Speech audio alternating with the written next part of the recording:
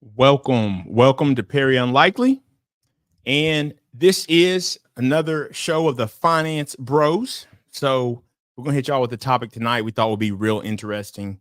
Um, Several times I've talked about, when it comes to finances, throughout the past couple of years, right? I've talked about when it comes to finances, really needing to check that credit score. Sometimes I've taken a real harsh stance on it because while I don't think everything comes down to credit, I also think if you have a vision, plans, goals, you have to be very careful of who you accept into your life because obviously, if you've got a vision for big things, well, we live in a world, a credit society. So it's not going to fare too well if your significant other doesn't have the credit or the financial mindset, right, to help you achieve those goals. And hopefully their goals align with yours. Well, guess what? Score dating app is the app that if you don't have the credit, you get no date. If you don't have the credit, you out of luck. You will be rejected from the site. But what you will get though, you'll get some information to help you along your financial journey. Now we'll discuss what that information is, but without further ado, let me go ahead and bring up the other two members of the Finance Bros. We're going to go ahead and start out with the Intentional Millionaire. Welcome to the stage, my friend. How's it going, man? What is going on, Perry? How's it going? Doing good, man. No complaints, man. Doing really well, man. How's things going? I'm trying to become part of the Neon Money Club. I feel you. Trying to join the club, man. Trying to join the club, man. Yeah, I think it's going to be interesting. This is going to be a real interesting topic, man, because, this is something we've talked about relationships and just the idea of, being on the same page and things like that. And there's no doubt that plays a part in long-term successful relationships. But I I'm interested to talk about the details of, Neon Money Club, the Score dating app, and get into it. But let me ask you, just in a nutshell, off the top, what's your thought before really getting to the details, positive or negative, when you think about, okay, a dating app that's based around a credit score, and if you don't have a certain score, well, you don't get access to the app. What's your thoughts on that? I think the concept is good if the intent is good, but I think overall it can end up messy. Okay. Because Yep. then what tends to happen is in this new dating environment, most people are not where they're really trying to date for something serious. Is more for agenda. And I think Yep. you're gonna have more people going up there for let me see who I can finagle out of their credit or utilize their credit to get me stuff, and then I'm out of there. Yep. Absolutely. No, I think that. No, I think that's a good take, man. I think that's a good take because the scammer's going to show up no matter what. Yep. So that's the thing to remember. Um, so let's go ahead. Let's get Sim up here. How's it going, man? Oh, what's going on? Doing good, man. How's it going? Man, listen, scam likely. I'm just saying, man, I can see it now. Can you imagine all the card games and card schemes that people are executing out here? Knowing that there's a pool of people, worthy people, Oh yeah. who you can just fish from and get all your information that you need. You know, it kind of reminds me of the Tindler Swindler, right? So you can imagine the Tindler Swindler having a melting pot of people that he could just choose from. Okay, now I can see who I can prospectively date. I know her name, I know the job that she does, I might know the school she went to, but now I know her financial situation. Man, I mean, how much more do you need? Absolutely. Absolutely. Yeah. What? So, what do you think about the concept? Just like I asked Intentional Millionaire, just straight off the bat, what do you think about the concept of a dating app based on credit, positive, negative? What's your take? Similar to what Tim was saying, I think in theory it sounds good, I would probably appreciate it a little bit more if it was more so of an ideology that was really kind of bringing us together as opposed to just straight line credit and loan. Because I think that, if you have someone who maybe has a 675 credit score, maybe as a result of credit repair or recent credit repair or something along those lines, they might be just there at the peak of their credit history, but it's only a matter of time before they find themselves back in that same exact spot. So I think in theory it sounds good. To me, I'm always like, light bulbs are going off. Why is it that we need to really put so much emphasis in our credit score alone? Why not really have an ideology, whether it be debt freedom or us being part of a FIRE community or us being financially independent in general? Why is that not something that really brings us together? And I've tried those things too. So I've tried a Dave Ramsey dating group on Facebook, and then I've also tried FIRE dating app, and I've also been part of a FIRE singles group. So as many things as you can have in common, attraction still comes back to the one thing that you might really scrutinize someone on. As a man, traditionally, we still get down to, are we physically attracted to you? Regardless of all the other things being in place, we still say, can I see myself with this person? So I think it's a good idea in theory, but the execution can be a little bit dicey. So I'm with you guys on this. I think that the theory is good, because ultimately I believe this is, I've said this before, something that's not the end all be all, but is something even outside of a dating app. Just in dating, you should be finding out, okay, where we at credit wise and stuff like that. So, in just a natural, pure way, right? But I do think it, once you peel back the layers and we start to see, okay, well, what's this really about? We'll start to get an idea. And then, I'll be able to ask this at the end, right? What each of us think. And then we'll have an idea. So, so just briefly, real quick, and I'm going to go ahead and just point out a couple of things.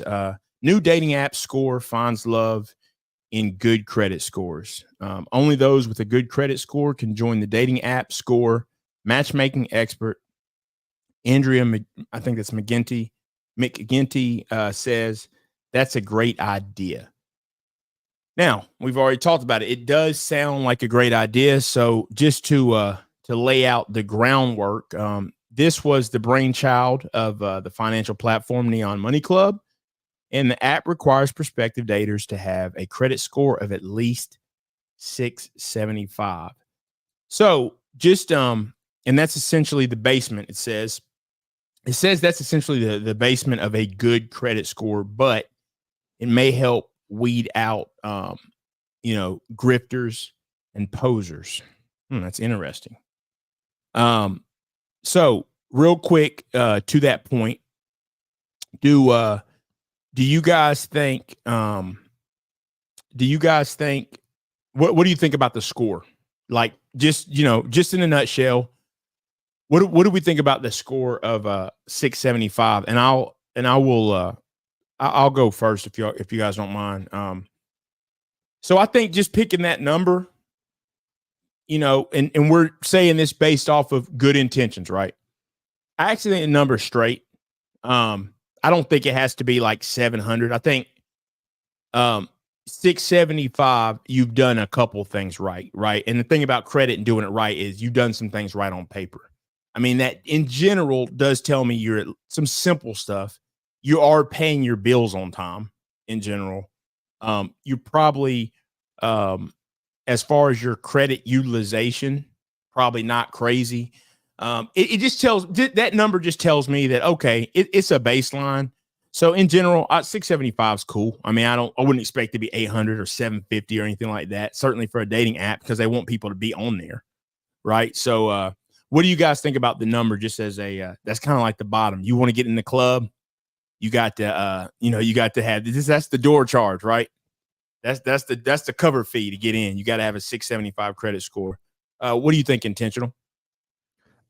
I think it's a cool score. The reason being is because I think 675 just shows that one, you pay your bills on time. Also, because you may have 675, I think that it also show you may not have a lot of credit, which may be good. Or you may not have a long credit history, which also may be good. Because that at least show that you didn't go out, you didn't overextend.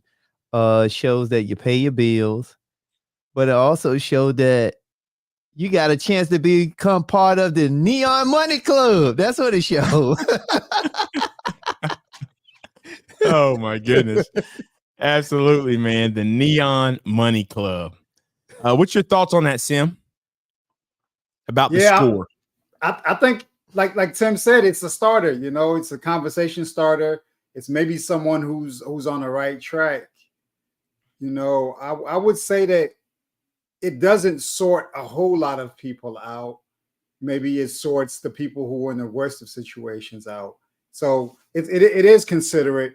I don't know if it would provide you. I guess if it's on the lower end of the spectrum, it does create at least a bar for everyone to meet. But I don't know if we'd have to really have an in-depth conversation as to maybe how they arrived at the score today. You know, maybe what the credit score is to get in. But I think that would be a question that we would ask actively in the dating process. Okay, what's your credit score?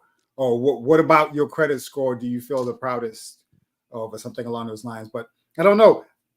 My experience with dating and discussing finances is a little bit dicey because I was attempting to use Dave Ramsey's concepts while dating, and it didn't really prove to really yield me the best of results outside of really discovering that people who make more money are not necessarily in a better situation financially. So, you know, that goes to kind of share with you the things that you could really deduce from just having a baseline standard in general, that everything is not what it seems. That's what I say. Fair enough. Fair enough. And I do agree with that. You know, I do agree with that take as well, that this is really not cut and dry. So we definitely know that. And something that it does go on to say is you know, they basically referenced you know, when a prospective date has a good credit score, it shows that someone is financially responsible. It can show that. It doesn't always, but yeah, I mean, I think that's fair. It can. Like I say, there's maintenance. I always say this about college. I always say about college, I personally don't care what college you went to. If you graduated, you've had to put together a series of work for a while. You know what I'm saying? To me, that's just like, no one, there's not like they just hand you a degree. You've had to show up and do something for an extended amount of time. Of any colleges that I've been associated with or know of, I don't. Well, now, and we do. There are places online. Yes, you can pay, and they'll send you a certificate. Yes, but outside of that, you know, when we're talking about actual financial institutions that are accredited, you're gonna have to do a little work. So it does show that you'll follow the process. But what we also know is, and it goes on to say, and to the lesser extent, is stable and trustworthy. That is a lie. Just like that's like saying if you got a college degree, you're smart. That's not true. So that's where, you know, some of this is like, hey, I don't necessarily agree with some of that, but I still do believe, you know, 675 in general. I like that better than a 550. So I mean, for starters, you know, I'll take the you know, I'll take the score. Now it says there's research to back it up. Which actually, you know what? There's research to back up that people with higher credit scores, you know, are more likely to form a relationship and stay together, according to a large study by the Federal Reserve. Now that's interesting. I don't necessarily know. I don't know that I agree with that. Just off top. When was that study I done? What are they saying were the conclusions that were drawn from it? Let's see. Let's see real quick. But it says It says, but initial differences exist that loom large. For example, an initial 66-point difference in scores implies a 24% increase in the likelihood of separation during the relationship, and a 12% increase in the chance of breaking up in the 5th or 6th year. So basically, a 66-point difference implies a 24% increase in the likeliness of separation. And mind you, I'm just pulling this one little piece out just off the top, so I haven't read through the article. But another one says 1/3 of those surveyed are willing to discuss financial matters only when a relationship has become exclusive, and 22% wait until after getting engaged. And that's foolish. Yo, that's wild, because is it fair for you to date someone based upon the student loan amounts? You know, now we know we have these people out here who have these high level degrees. Is it fair for me to say I don't want to date you because you owe $300,000 in student loan debt? You know, is it the same exact scrutiny that's applied for a platform like this towards someone who's earning maybe 100 but owes 300, or is it a different sort of comparison in you guys' opinion? What do you think? So I like that. I personally think that it is okay to scrutinize that. Now, the reason why is this. I don't think there's a perfect metric, right?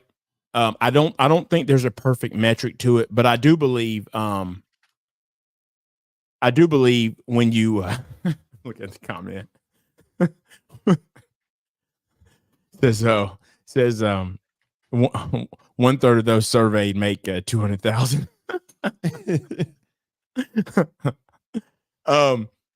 Yeah, I do believe. Look, when we look at it, it's this. It's like, hey, you're in a field that makes you about 50,000 a year. Let's just say you're mid-30s. You owe 300,000. That decision now has to be based off of, first of all, I want to find out, how do you feel about that now? If you're telling me that was a great idea, that's a problem. Because people make mistakes, but if you still think nothing was wrong with that, that's a problem. Second of all, are they in default? Have you been paying them? Now, obviously on that app, you would clearly have been paying them, or your credit score would be busted. But so if you're the person who buries their head in the sand, I ain't never paying that back. Nope. I'm not dealing with that, because you'll bury your head in the sand about other stuff that's important. So I think it's more so the tell about it. And then the other piece, the third piece for me is, do I make enough to get in here and get this wiped out?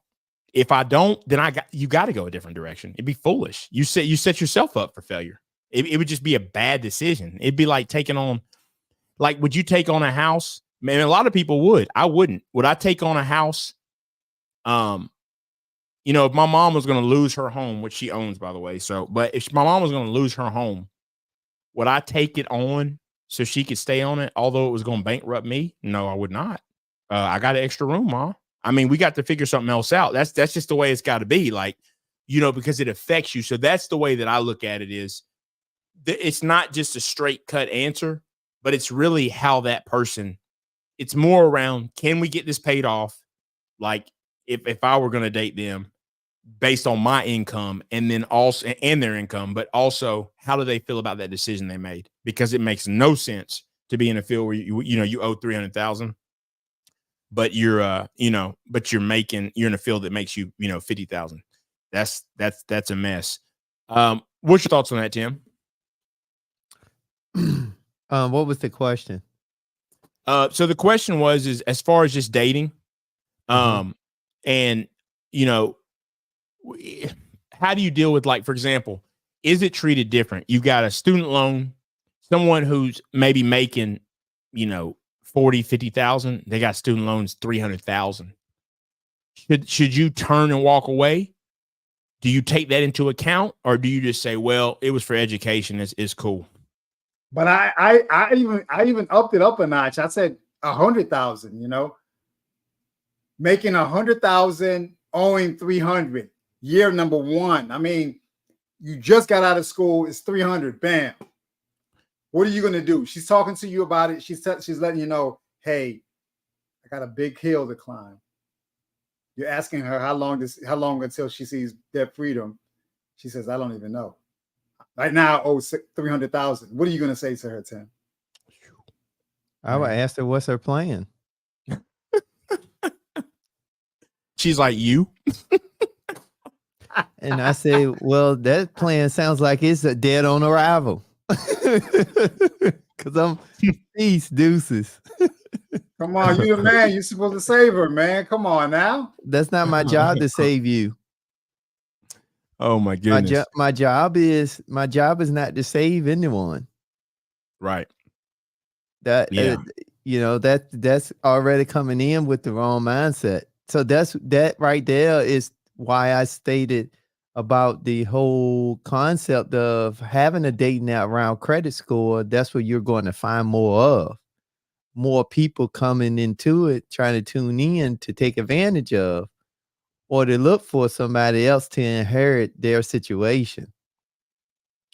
Right. Right. See, but to me, what I would say, I would ask, what is their plan? And just kind of let them talk. And I would just be quiet until they say something. Right. Yeah. It'll basically be a standoff. Right. Yeah. Let them reveal it. And another point that was made that is interesting. It said, well, it does say that it says, a new working paper from the Fed, which is what we're discussing right here, examines the link between credit scores and committed relationships. And it turns out there's a strong one. Economists analyzed data from Equifax and the credit reporting agency on 12 million consumers. So at least we know the sample size over more than 15 years. So it does say they found that for every 93 points increase in a couple's initial average credit score, the likelihood of separation in year 2 of the relationship fell by 30%. After 2 years, the probability that the couple would call it quits during years 3 or 4 dropped 37%. So see, some of this though seems to me like it's like, well, you guys are a couple.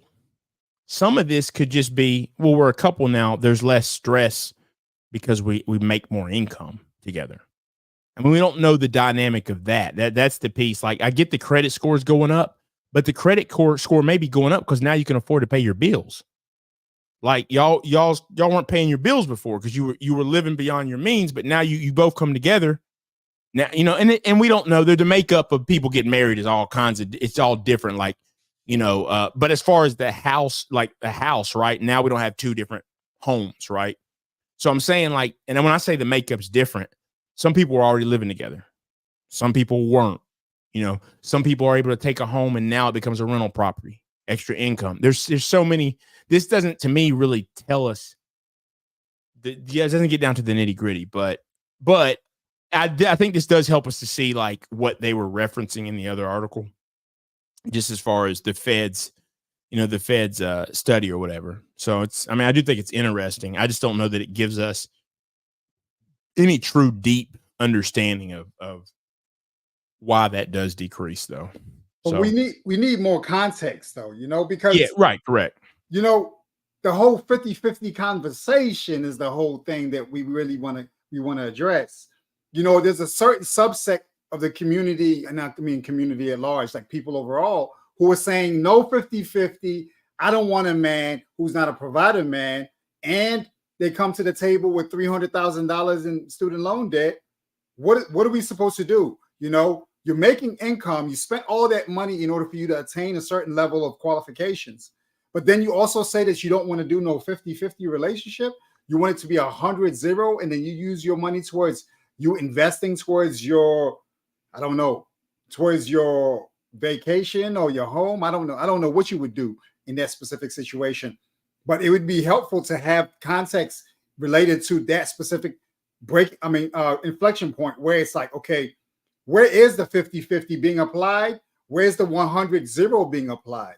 Because right now, it's not as clear when you're just saying both parties have, less than 22 points. So I think you said 22 or 66 points between each other, separating each other. Yeah. When in actuality, 66. So when in actuality, you were contributing somewhere before we were together. So is there an expectation that I'm just going to absorb everything that you have going on, and then you're not going to be asked to fork up the contributions that you committed to? The responsibilities that you committed to way back when you were 20 years old or 18 years old, when you started your school journey out. It's really interesting. It'd be great to have that sort of context, in my opinion. I agree. And I do have one other question from you guys, and then and we'll dig back into the score. And a couple questions around that. What do you guys take on what do you guys actual take on the standpoint of, I don't do 50-50. Like, see, to me, it's a lie. It's just a flat lie. It's just people talking. I think what the question should be is, all right, where's your man? Where's your man and what's he do? Because I need to know the truth, because here's why. Statistically, the amount of people saying it, there's not that many people who are with someone who could afford to pay everything. There's not even that many, like as many people as I hear saying that, there's not that many people out there who can afford to take care of everything. And the people saying that, they're not even married. You want me to believe all y'all have someone you're not even married to, and they're taking care of everything? Okay. Yeah. Okay. I believe it. Because I hear a lot of talk online that's just so bogus. But it's funny because when I start talking to people, I'm married myself. When you hear people talking about, they're married, that are married, and they're like, oh yeah, sometimes you just got to get in and do whatever you got to do. Like, you come home, like, your wife has to do this, you just go do this. It's not no thing of, no, that's what she does all the time. No, it's let's figure out how to get this done. The same way she got to do the same thing. Sometimes I'm doing this or doing that. It's just like, so I just think, that saying of, I don't do 50-50. I think you may be telling the truth. It's because you do 100, because ain't nobody's providing for you. You're doing 100. You're right. You don't do 50-50. And the reason you will keep on doing 100 is because of that bogus attitude of, I don't do 50. It's just not realistic. A home is a home. It's one home, right? But that's just my take. Tim, what's your thoughts on that? Do you think that that saying, or people who are saying that, do you think that's a real thing, or someone is just really taught? I think it's real. You do? And then I think it's real from the standpoint, that's why you have a lot of people single. I mean, that's why the family dynamic is broke up. That's why everything is so messed up and so scatterbrained, because 50-50 to me is not just about 50-50 for paying bills. It's really 50-50 about structure. Yep. And I think because the world is promoting no structure, do what you want, say what you want, respond what you want, be what you want. It's just no structure nowhere. So to me, I think it's more, it really is a lot of people. They ain't doing 50-50 because it goes back what you said. They doing 100-100. Yep. Paying for everything. Sim, do you think straight up is that a real thing? Like, is that a real thing and because I agree with Tim. I definitely agree. I think that's why a lot of people are single. What's your thoughts on that? Hey, listen, I think it's a real thing to some people. I think it's idiotic. Dwayne Wade and Gabrielle Union go 50-50.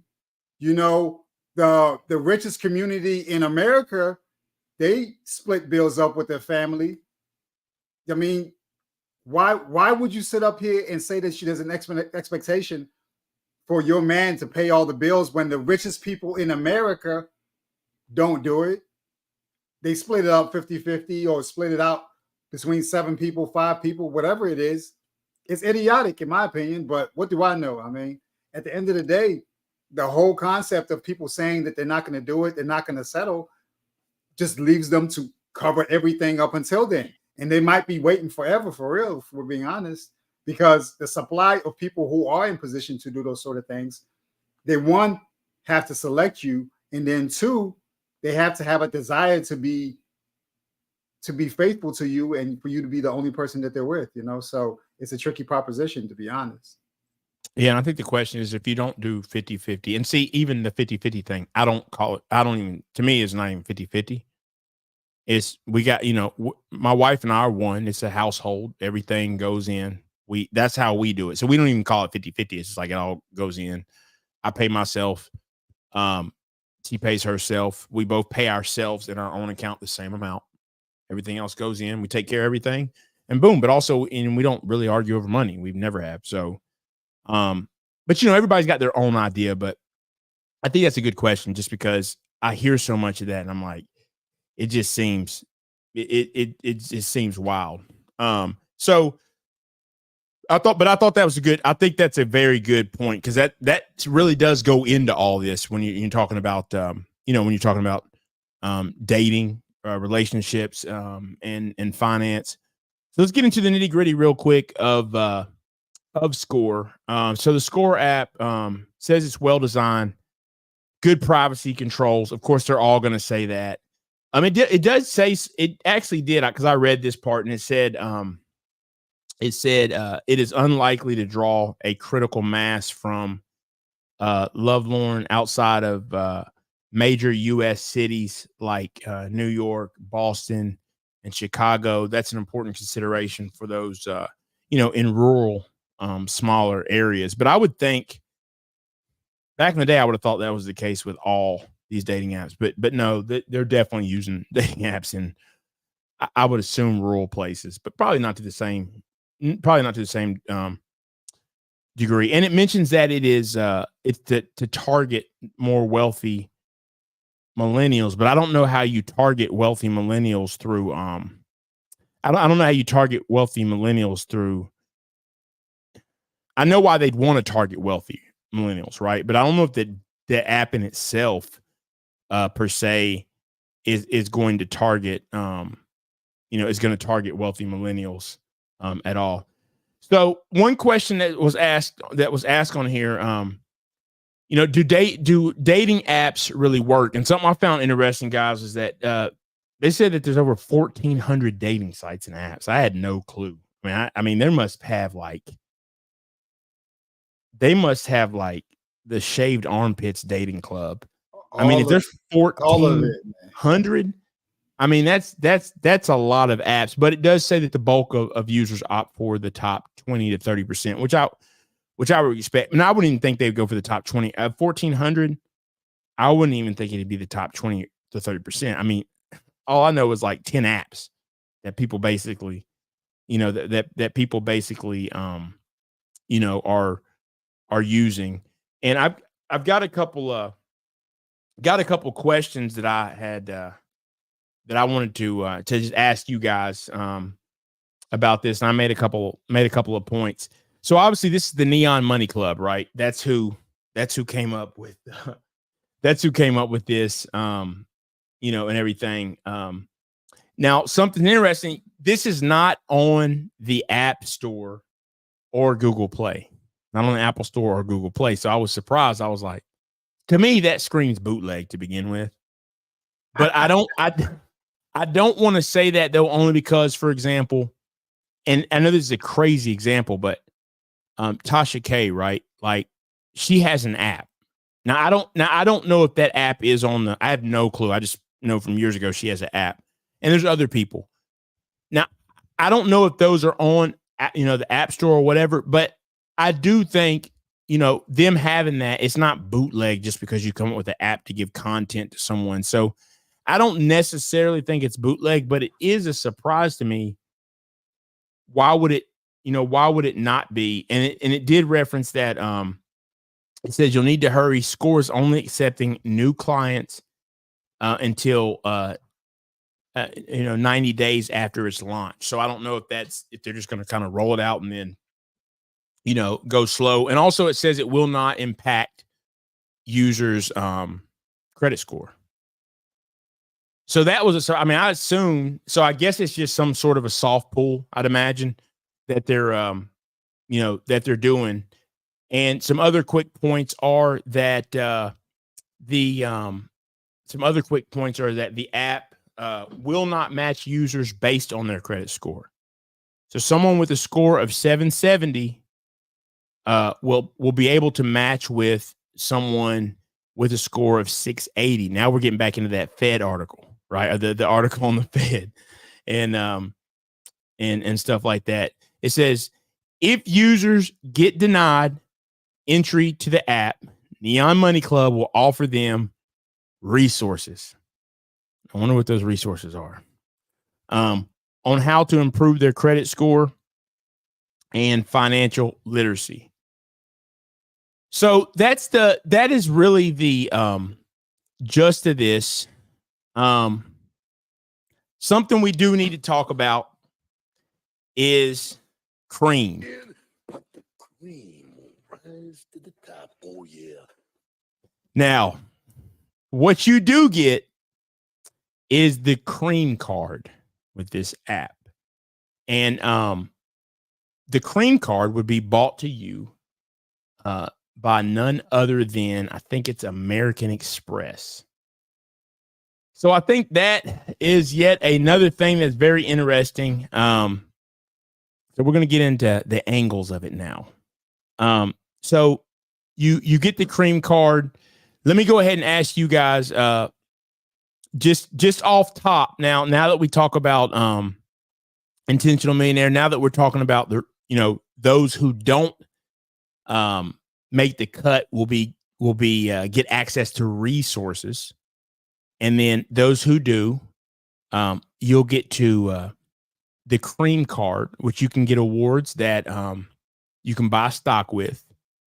Does that start to paint a picture for you, Tim, on what this scorecard is really all about? Yeah, it's getting you encapsulated in their debt system. That's what it boils down to.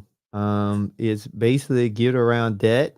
For the ones that qualify, you get a chance to get a line of credit.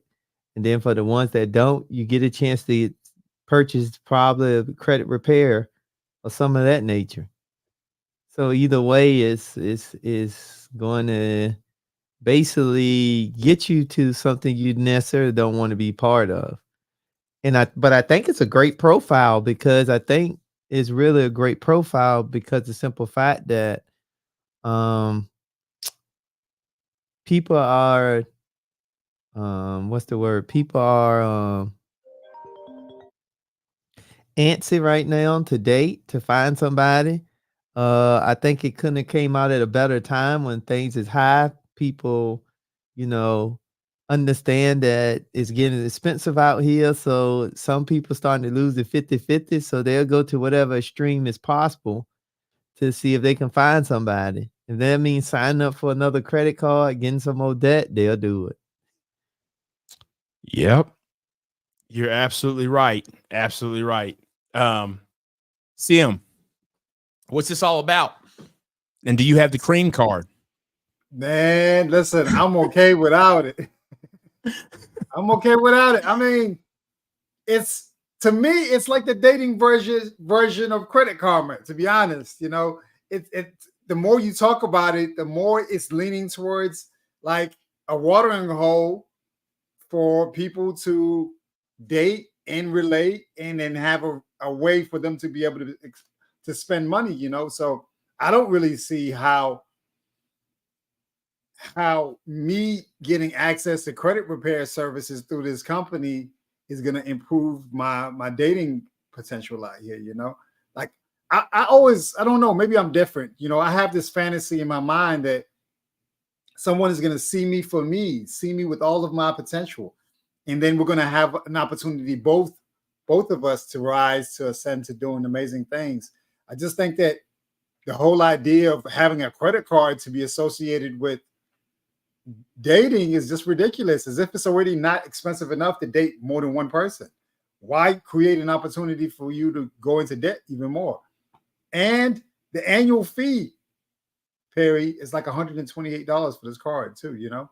Oh, that's wild, man. Yeah, so $128 a year for a card that you're spending for more than likely unnecessary transactions. I think it's gonna bring us down, but I mean, whatever, you know, people are gonna spend money either way. You know, they want to be out here being foodies and everything else, you know, on credit. So what difference does it make? Yeah. So you said there is a fee of $150. No, 128. I'm sorry, 128. Do we know what the private check? Yeah. wonder what the interest rate is. Well, we can find out. On Actually, go to I tried to find that page. Go to that page that you had. It's probably in the fine print right there. Okay, good deal. Yeah, because it's important for people to understand that we don't need more excuses for us to go into debt. You know, American Express is known for really extending credit to people, but they also are known for being very vigilant about their finance fees. You know, you want to pay it off on a monthly basis if you can help it. So, I mean, if you can do that, maybe it can work for you. But if you're not that disciplined, then it won't work out for you. absolutely. Intentional millionaire.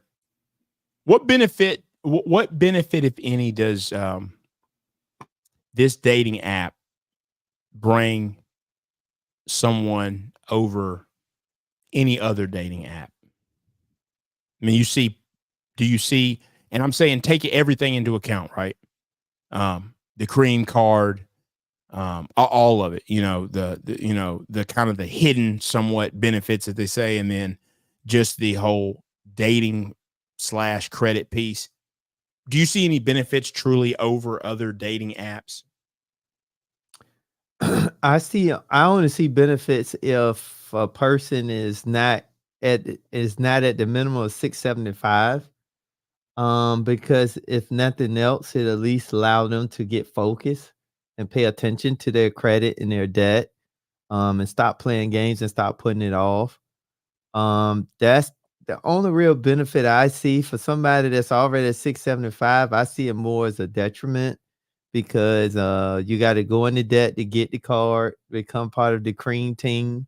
You got to apply, so you got to do a soft pull.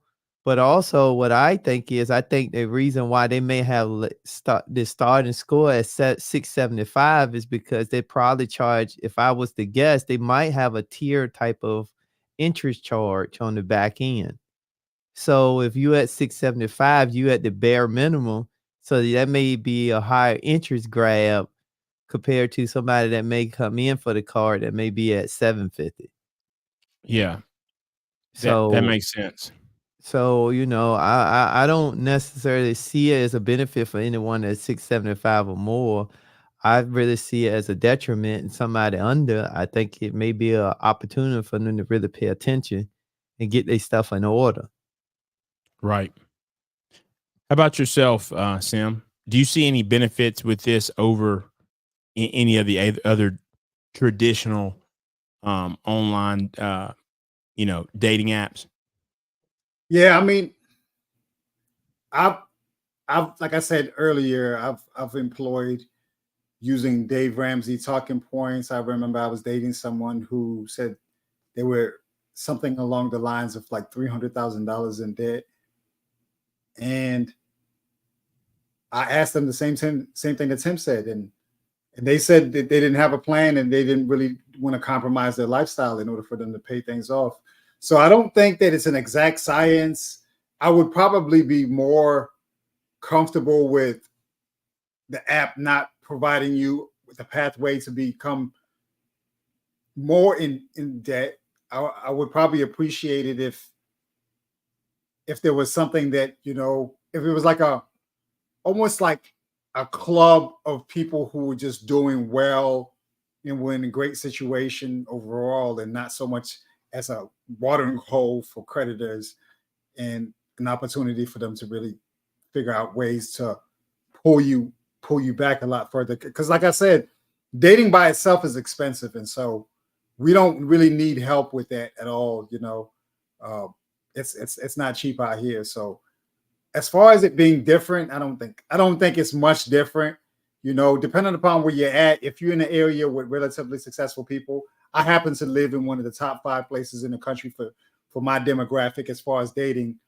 So I don't really have too many issues in regards to that. But I mean, it just depends on what you're really looking for. That's not the only bar I'm looking for, but I appreciate it in general, though. Yeah, absolutely. Now, what I find interesting, guys, I can't find an interest rate on this thing anywhere, which is a little bit surprising. I mean, generally you could search and find it somewhere. I don't see it. I see the perks, but I don't see the interest rate anywhere. But let me see if I can find the terms of agreement. Okay. Yeah, I looked up. I wasn't able to find it unless I'm just looking over it. Simple stuff like you can pre-order with no effect to your credit score, it says. So they do seem to be very cognizant of trying not to affect your credit score. But I think most of them are now realizing that people really care about that, and people will just frankly not sign up for something not to affect their credit. Matter of fact, whenever I wanted a credit raise in the past, to my limit, I would call and ask about, hey, do you have to check my credit to increase my limit? And they would say yes, and I would say never mind. And then about a month later, they would say, hey, you've been we want to notice you've done so good. We've all went ahead and increased your limit with no credit check. That's how I would do it. It's just like this little rigmarole over and over. So yeah, absolutely. I got what you sent, Sam. I'm trying to look at this real quick. Let's see. We got see if we see anything. But yeah, even the marketing. I even dug around and read it. A couple people said they thought it was absolutely cringy. And you got Cream, Cash Rules Everything Around Me. So we're pulling from Wu-Tang. We're pulling with Wu-Tang with that. The name obviously Score. Talking about dating. You name it, Score. So there's definitely they definitely put some thought into this into this card for sure. And let's see. In looking at it, Perry, it's not very clear. We can pull it up on the chat. I mean, on the screen. It's not very, very clear. I'm looking here. I'm really looking for the terms of service. Look at the bottom. Evolve Bank is the name of the bank. Evolve Bank and Trust. They say that Neon Money Club is a technology company, not a bank. Credit is issued by Evolve Bank and Trust, which is used in correspondence with Amex. Yeah, so someone was saying on Reddit that you would have to spend something along the lines of $12,800 in order for you to break even on that 1.5% cash back. Oh, wow. So $128 annual fee, and then 1.5% cash back everywhere, but can be redeemed at 3% when you buy stocks. The cash back. And they were saying, like I said, you would get a free flat rate card. It says that you need to spend over $12,800 on what would be a free 2% flat rate card just to break even. So they're just saying that that doesn't really add up. Right. Yeah. And what does the chat think? Does it make sense for you guys to use your credit score as a sorting mechanism merely for the purpose of dating? And does it make sense for you to also be signed up for an additional credit card with that $128 annual fee. And what other perks does it get you? It's not a gold card, and it's not it could be almost probably equivalent to like a blue card, you know. Right. Let's see. Let me it's crazy enough, my computer is frozen. Yeah. But it's obviously working, but it won't let me switch over. 1 second. Tim, what do you think about that? I think the Neon Money Club got Perry computer.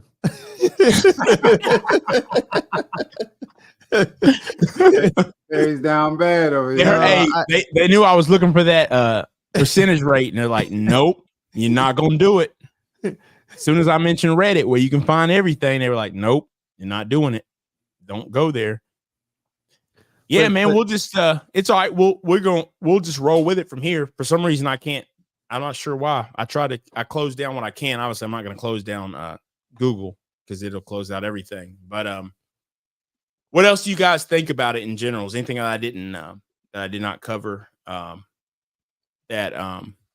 then also, if you guys see anything in the comments, you can mention it because I can't click on it. But gotcha. Yeah. I would just say this. I think one of the things that, just going back to the study that you mentioned that the Fed's done, I think that study is not a good study because it's stated that most people talk about finances either after they already committed or they already emotionally engaged. And I think that's the wrong way to go about it. Yeah, because ultimately you end up going to be signing up for something you necessarily don't want. One, and then two, it didn't state if we're talking about what type of relationships or couples. It just said couples. It didn't say if we was talking about married, if we just talking about just dating. It didn't really state or classify what it meant by couples. So right. With those two things right there, I think it's critical because it gives a false sense of what really is happening, because I think credit is just one part of it, but it really don't tell a real story. Yeah, I agree with that. So I think it really boils down to having a conversation about credit, about finances, ask the tough questions, and I think you need to go ahead and get it over with, because the reactions and response is going to tell you everything you need to know. Yeah, and I don't know why people would be fearful of maybe someone's younger, but to me, look, if I got a place I'm headed, wouldn't you want to go ahead and get that off the table? Like, yo, you want to live in the house from Little House on the Prairie. You know what I'm saying? That's what you want to do, and wear nothing but overalls your whole life. That's not what I want. Like, let's go ahead and move in different directions. Like, what are we wasting time for? Like, there's no need for you to fake like you want more and you don't, or me to act like I'm cool with less. Let's just go ahead and deal with this. But people are so I think people meet and they skip the process, and then they do catch feelings. But what happens is, as time goes on, those things surface back up, and it's like, hey, I didn't want this. Well, why'd you act like you wanted it? Because you sure wanted it for a year and a half or two. Now we're married, and you know, so that's why I always say, even back to the divorce thing. I mean, a lot of the people who get divorced, you know, we talk about the divorce rate, was because they never belonged together in the first place. That's is it really marriage, or is it that y'all suck at choosing people? You know, so it's a lot deeper than that. But yeah, I think that conversation really is important, though, up front. Like you said, they wait till later. Why would you show up, enroll in college and get there and say, well, I wonder what I'm going to take, what I want to study? That's crazy. Like, you don't even know if you you don't even know if it's what you want to take, you know? So yeah, that's a great point. Great point. Well, I mean, like I said, to have the finances as the bar, is that very different from having religion as the bar? You know, having physical activity as the bar, having, you know, the financial projection, or yet, like you just said, the hopes of a lifestyle in the future. how different is it to scrutinize someone based upon finances compared to saying, hey, if you don't believe the same thing that I believe, we're not going to be together? Because is it bad for me to go to a church and say, I want to find my wife when I come to this church, you know? Or does it seem like the inappropriate thing, you know? It's a weird thing. Yeah. And this is you know, finance is a foundation, right? It really is somewhat of a foundation. So it is interesting how, of all things that people push off, like, dude, y'all know each other inside and out, literally, but you don't know anything about each other's money. Like that's wild, you know, to me. But like I said, and I've told you guys before, when I started dating, we just got straight down to it. Like, hey, here's what I make. Here's you know, here's what I owe. As far as debt wise, you know, here's the type of home I like to live in, things like this, and we just got it. It is put it on the table, and with no fronting. Like, if you don't like that, let's move on. It's real quick. Let's not waste no time. I have not done that in the past, to that degree, by any means. Let's see if we can bring Tam up. Tam, are you camera ready? Tam, this is a great topic for Tam. Because Tam she's all about, what does it say? No estate, no date. You know? Oh yeah. Yep. So you know what? I don't think I can hit the invite link unless I hop off and hop back on. No, I got it. You know, we got it over here. Yeah. Okay. Remember, we got the link. Oh yeah. But yeah, Tam, let us know if your camera ready, if you can come up and speak on this, because, you know, it'd be interesting, because Tam is a high income earner. Maybe she might have some pushback for us, you know. Right. Maybe she has a little bit more hope. You know, she's a little bit more hopeful out here. But yeah, Tam, man, let us know what you think, Tam. Yes, it's rough, man. But we got to at least do the bare minimum, man. That's what I think. You know, you got to at least do the bare minimum. The scrutiny. But ultimately, I think this is just another dating app. I think it what it does do is it's in an introductory level of, hey, okay, you got a 675. At least I don't have to worry until I act, because even if I ask you, you might lie.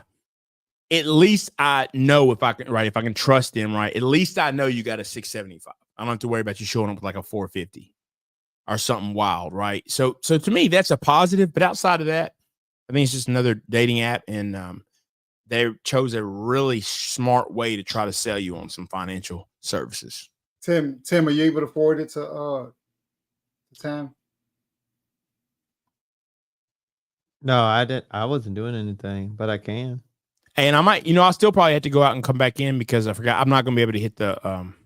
Oh, that's right. That's right. Go ahead. All right. But yeah, Tim, I don't think that it's that much different from me saying that I'm not going to date somebody who doesn't believe the same religion I believe, you know, or me saying I'm going to meet someone at church, and if they don't, maybe not so much if they don't go to my church, we're not going to date, but they have to. I've had women, I mean, maybe you can speak to it. I've had women tell me, if he's not in love with the Lord at the same level I'm in love with the Lord, we're not going to work out, you know? So how different is that compared to this situation? I think it's all the same. I think it's really goes back to people and their standards. But at the end of the day, it really depends on where a person is at, because there's nothing wrong with a person having bad credit. It's just that, what are you doing? One, are you working on getting your income up? One, are you working on getting the debt resolved? Two, and then three, what are your plans after you do get it resolved? And what did you learn? But I think a lot of times we talk in so many superficial bubbles. And it's not really the conversation is not really around, where do we really want to go, or what we really trying to do. It's no forward thinking. It's just based on sight, not vision. And I think that's really the component that really should be around the conversation. Because it's hard for me still having a 675, that don't really tell me anything. That just means you pay your bills. Okay, but you could pay your bills, but you have no motivation, you have no drive, you didn't learn anything, you have no strategy for your life. You just living. And there's nothing wrong with that. But the question is that what you want, or is that what I want? You see, you kind of see what I'm saying? So I think the conversation really has to be around the two individuals, what they want to do, what they're trying to do, or do they see themselves working together, moving forward and going somewhere? Hey, but let me ask you this though, Tim. Don't you believe though that this 675 is still a positive, right? What I'm saying basically, it's to me, it's like, you do a background check. At least I know you don't have a record, right? It like you can still be nuts or whatever, but it's like, to me, I'm just saying, what I'm saying with the 675 is like, okay, I've got to arrive at what, at some point we got to have the conversation about credit. Anybody can lie. You can drive a nice car, but you got like a 400 and you just, and you got it or whatever, and you just lied and said you had good credit, but I have no clue. So to me, yeah, the 675 just tells me, okay, they really do have a 675 at least. As of the time when they got on this app, that's a real number. It don't do nothing else, but I know it's a baseline of it's credit that can be worked with. If we were going to get a home together based on that credit, right, we could at least, based on, in theory, we could do that. We can't do that. I got to leave you off of it if you got like a 450. I'm just trying to see the small positive there is in it.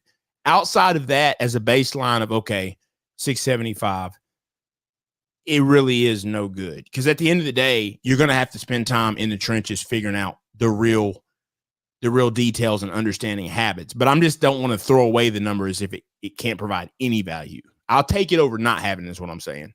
Over somebody on Tinder saying, oh, yeah, I got an 800. Well, how do I know? I have no clue of knowing that, right? Right.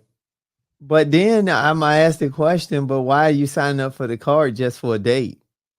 I mean, so I'm saying, like, so because think about it, okay.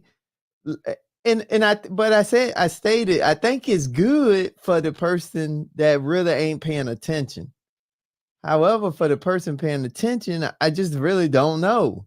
Because think about it. Which one would you prefer? Would you prefer the person that has a 780, makes 92,000, but owes 250,000? Or would you take the person that has the 675, make 50,000, but only owe 8,000? It's all about, I got to get to know them and know their mindset. Right, but you see what I'm saying though. So that's why I say there's so many variables. So that's what I'm saying. Like, that's what I'm saying for me. Like, okay, 875 and well, and you're right, and that even to the whole student loan debt. There's somebody over here that owes 100,000, and proportionately, like, yo, not too bad. There's someone who owes 40 and is straight jacked up, straight struggling, don't know how they're gonna eat. There's so many variables, you know what I'm saying? It's like, if you're a doctor and you owe 100, so what? But you know what I'm saying? You can't be you can't owe 40 and you're making 33. Perry, but we can't. But you proving my point though, Perry. That's what I'm saying though. So the reality is, does the credit score really matter? It does to me, because I'll still take what I can get. I'm still gonna take what I'm saying. I'm still gonna take any, that still is a piece of information to the greater puzzle. And what I'm saying is, I would rather know that you at least had a 675, because here's the thing, you might be higher. That if you're on here, it at least tells me at the bottom you have a 675. I'll take that over someone who only way I know is what you tell me, and it could be a 450. Now that's a small piece, but I'll still take any information that I can get is the way I'm looking at it. It's still, you still got to go through all kinds of stuff to get somewhere. But I'm just saying, yeah, I'd rather know that you had a 675 than not know anything is basically what I'm saying. I don't know, Perry, man. Yeah, I think the score just ain't gonna matter. Cause for me, if I don't know, but you come in at 500, but you got the mindset and you put in the work, who cares about 675? Oh no, see, I do. Sometimes you just Now, on the way back up, man. And here's where I'm maybe different. At my age, you got to 500. No, it won't work. I'm just being for real. But that's not what I'm saying though. You getting too down in the weeds. I'm just saying from the standpoint of we caught up on the score, but I think it's the nuanced stuff from the score and the nuanced stuff about what you're doing that's more important than the score. No, we agree on that. My point is this: under the assumption that we are using the app, right? I'm not using the app to find out someone's score. That's bogus.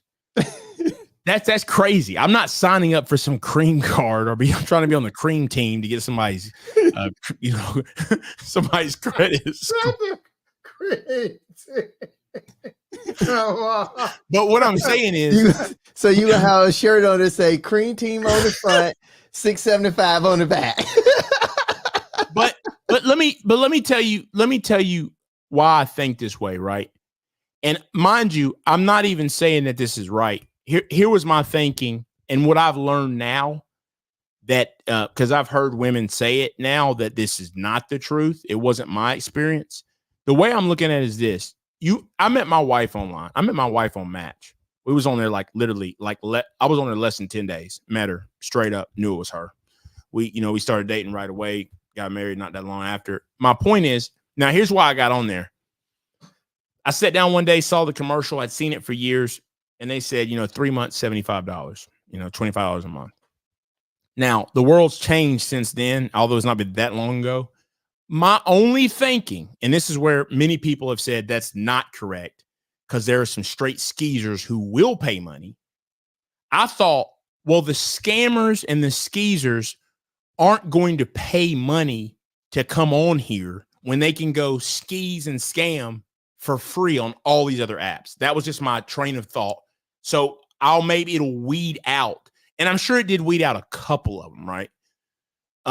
That's the only way I'm looking at this is just, hey, would I rather know you had a 675 versus not? Now, you can have a better mindset and have a 500 than having a 675. But what I'm saying is I also believe I can find you with a 675 and the mindset as well. So I would rather have the information than not, is all I'm saying. If I'm going to actually use the app, I would not personally use this app, but that's all I'm saying. The same way with the background check. Someone may say, well, background check doesn't matter. Just because they don't have a criminal conviction doesn't mean they won't, that they won't shank you. Okay, but it tells me they haven't shanked someone.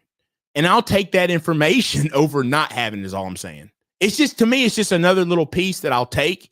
But ultimately, I still have to go through I got to go through the whole thing from A to Z to get somewhere with you anyway. But if you're going to give me some details the same way, you got a degree, you got a degree in this, you got this. It's just, to me, it's an added piece of everything else is the way that I look at it. Obviously I didn't sign up for the cream card when I met my wife or none of that. So it's not necessary, but I can see, I'm trying to find value here, man. I'm trying to find a little bit of value in it. So you're not going to tell us y'all met at the cream team event? Yo, that name is it's wild. And I know they were trying to, I guess it's got to be Wu-Tang. They were trying to, we talked about how the people, they're clearly from Cali. It's wild. It's wild, but yeah, I mean, look, that's the only benefit, that I see, but I believe you can find out these things, the good old fashioned way, which is the right way. And that is, when you spend time with someone, right? Let's just say you start dating someone, you date him for, a year or so, you see patterns. You're going to see patterns.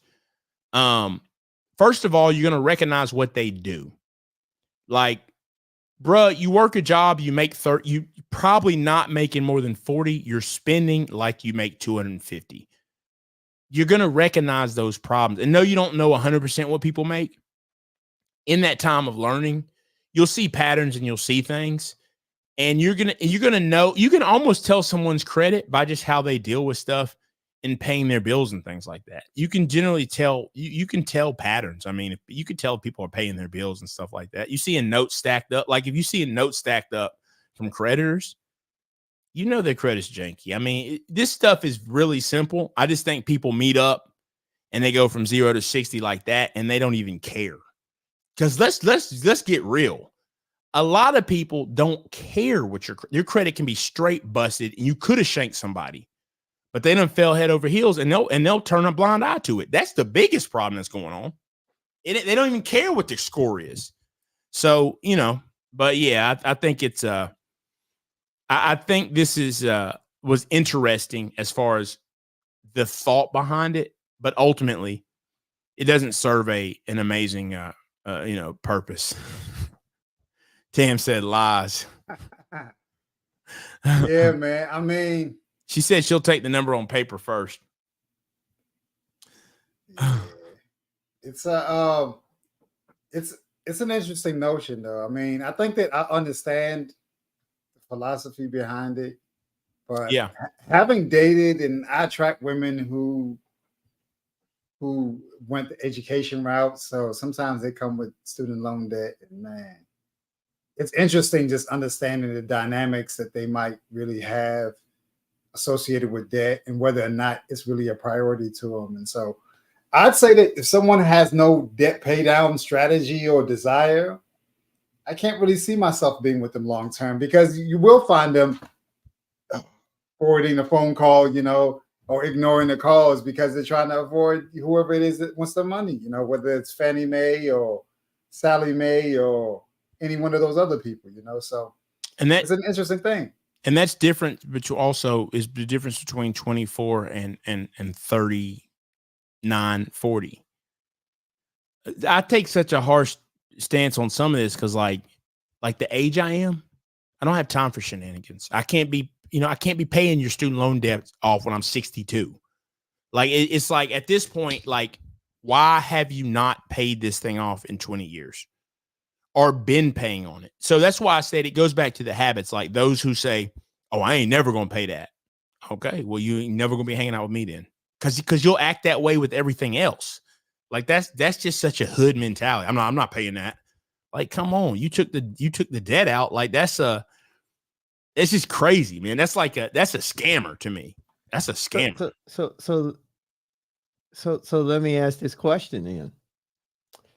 Because I think Tam is right. I think it's age dependent, but I also think though you still got to have the nuanced conversation, because people are transitioning out of marriages. People probably didn't make it a priority for themselves because they made a priority for their kids.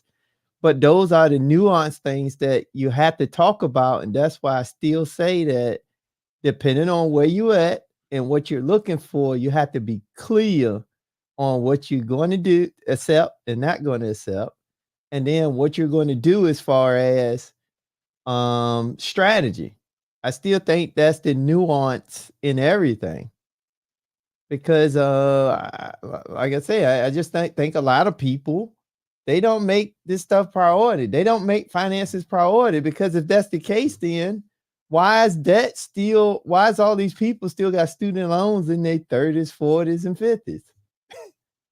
Like, you kind of see what I'm saying? So that's what I'm saying. Because I mean, online, everybody making six figures. Everybody's online, traveling the whole world, man. Everybody's doing good. Yep. But when you start talking to people our age, well, my age, they ain't make it a priority. You kind of see what I'm saying? So they didn't make it a priority. They got young adult kids that ain't make it a priority. So the cycle just continue on with not having credit and debt as a priority. Right. Yeah. I agree. I agree with that. You kind of see what I'm saying? So I think it's not, that's why I'm still gonna go back to I don't give a crap about the credit score. It got to be the nuanced conversation. I wanted and what I'm saying is, and you know, this goes back to a conversation we had, man, it's been well over a year ago. I think we're just looking at different ways, Tim. I think I want the nuanced conversation, but I'll take the credit score if you're going to give it to me. So the conversation we had previously, right? And we talked about student loans before, but even this is a good example. Some people will take the approach of, you know, we talked about homes and, you know, BlackRock buying homes. Many people will say it doesn't matter what BlackRock does. People need to get their weight up and buy a home. I'm saying, well, I'd rather it be both. I'd rather them figure some way to fix I'd rather them fix like the way, and that's what I was saying about student loans. Yes, I believe people have to be conscious over what they choose, but I also believe at the same time, if I can have the government stay out of it, I'll take that with it. So I'm trying to get all I can get. So yeah, I want the score if it's available, but at the end of the day, how did I meet my wife and stuff? It was through conversation. It was through deep conversations about every aspect of how we wanted to live our lives. And here's the deal. Because the one thing, what's interesting, we did cover everything. We never had to cover our actual credit scores.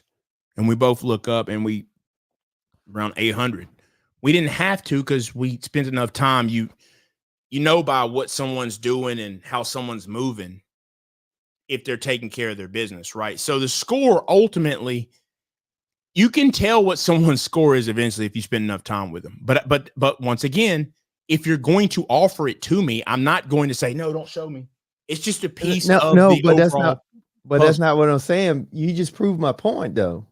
You just said you and your wife never talked about it. Y'all had the nuanced conversation, and you came to that conclusion through the nuanced conversation. All I'm saying is I don't give a crap about cream money, team money, neon money.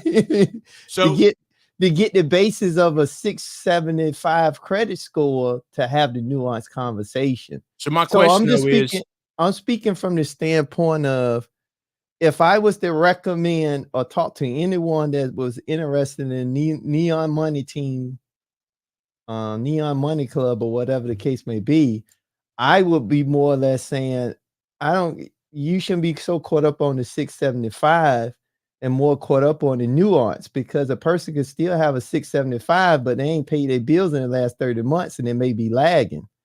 But to me, Tim, that should be a part of what I'm saying is, because I want to make sure I understand you. I'm not telling anybody to join this to get someone's credit. Yeah, I know that. We just having a conversation. I'm being very clear. I'm not telling anybody. No. What I'm saying is, though, but I still, although that didn't happen, I do believe, I don't want to say that I think it has to come out, hey, your credit score is 6, on your second date, your credit score is 700. I don't believe you got to do that, but I do think you should try to figure that out. I think you should try to, because you know what, at the end of the day, that does still play a part in, as we get a home, as we do things, how much it costs us. But I think that is a part of the overall conversation in there, just in the money conversation, period. Whether it's credit scores, how much you make, how much debt you own, you owe, all that working together is stuff that you're going to have to, I think you should try to get to at some point anyway, before you get locked in with someone. I mean, we might as well go ahead and cover the bankruptcy. We might as well go ahead and cover any judgments that are out there, Oh, yeah. And that's what I'm telling you. Me at this age, yes, I am. I absolutely am. Let's go ahead and talk about the car payments, the insurance payments. I am. The hospital 100%. Bills you ain't paid yet. Hey, see, what I'm saying is, at this age, you'd be a fool not to. You're setting yourself up for failure. Do you have an HSA? I want to know it all, because here's the thing. The reason that's important now is, if you've made it to this age and you're not thinking about that stuff, then I don't think you gotten serious about money, in my opinion. I don't think you're serious about money. If you made it to, and I'm saying you make it to 40 years old and you're not, you're not doing stuff that you should have really been doing a decade and a half ago. I think, and I think if you want to sign up for that, more power to you. But I think you're gonna be in them Fed statistics. But Perry, the Colonel started KFC at 62. He also had Dave Thomas helping. So did he really? Yeah, Dave Thomas is the actual one who really helped build all that up, and then he sold it. He sold his stock in it and went and started Wendy's. Oh wow, I didn't know that. Yeah. The story is off the chain. But no, I just think we look at a different. I think we just take a different approach about it. The Colonel had a cream chicken card. Not the guys cream chicken card. Yeah. The cream of chicken card. You guys got anything else? I think this is a good conversation. I honestly don't think I think regardless of how you date someone, whether it's an app, I would suggest you stay away from the cream card. Any cards, period. Because the whole thing about this, and this is just my closing remarks, is to suggest that it's dating and we care and your credit score is of the most importance, yet we're trying to get you on this cream card and get you to do all this other stuff that really is just bad advice. It just doesn't even make sense. I would just say, go hop on Tinder and stay away from, and don't worry about no cream card. Just get on Tinder and use the card you already got in your pocket. What's your take, Tim? I totally agree with all of that. I think you should stay away from the cream card. I think that you should stay away from any new debt. And I think that regardless of age, you need to have a strategy and a game plan to get out of debt. And I think when it comes to dating, you should be whole before you start dating. I think a lot of times people date with the expectation that they're looking for this new person to take care of their irresponsible habits that they didn't do prior to them meeting the person. So, and I think that has nothing to do with age. I just think people need to grow up, get up, and go out and do something and put it, instead of them worry about dating. I don't even think they should be on the app dating if they got debt, in my opinion. Well, and don't have a strategy to get out of it. Because to me, that's showing the focus is on the wrong things. You're so focused on the mate instead of focused on getting your stuff in order. But Absolutely. That's just my opinion. So, all right, what you got, Sam? In closing remarks? Yeah, so along the lines of what Tam was saying, I too graduated from college a little bit later. So it did give me an opportunity to be a little bit more clear about what it is that I wanted to do, but it also created an opportunity for me to have like a delayed experience out here in the world as far as finances and figuring out an opportunity for me to get myself out.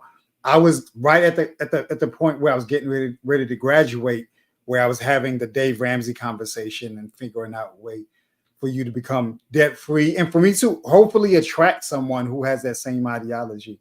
It's been a little bit challenging. There's no straight line to it.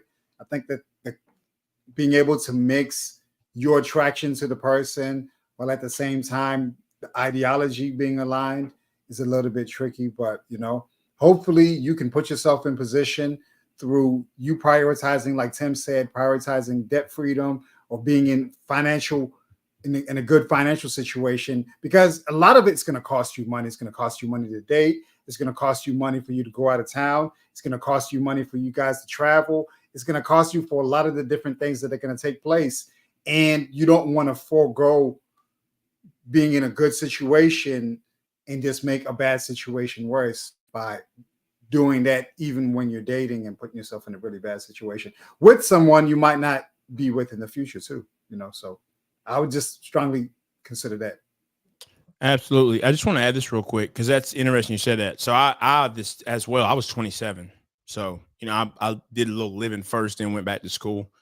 So, you know, you do have a different mindset when you do that. You know, I mean, when I went to school, man, I knew exactly what I wanted. Boom. I finished everything in less than 3 years. It was like, boom, boom. So you have a different, so, you know, I think age can play a factor in kind of where you're at different parts of it. But ultimately, there is a certain path you're going to have to take at some point, whether you want to be successful, whether you want to, all those things. So great points. And I will go ahead real quick and just wrap it up. Once again, thank you all for joining the Finance Bros. You know, I just thought it was a good conversation about, you know, we obviously joke around and I really enjoy it, but just a conversation about the Score dating app.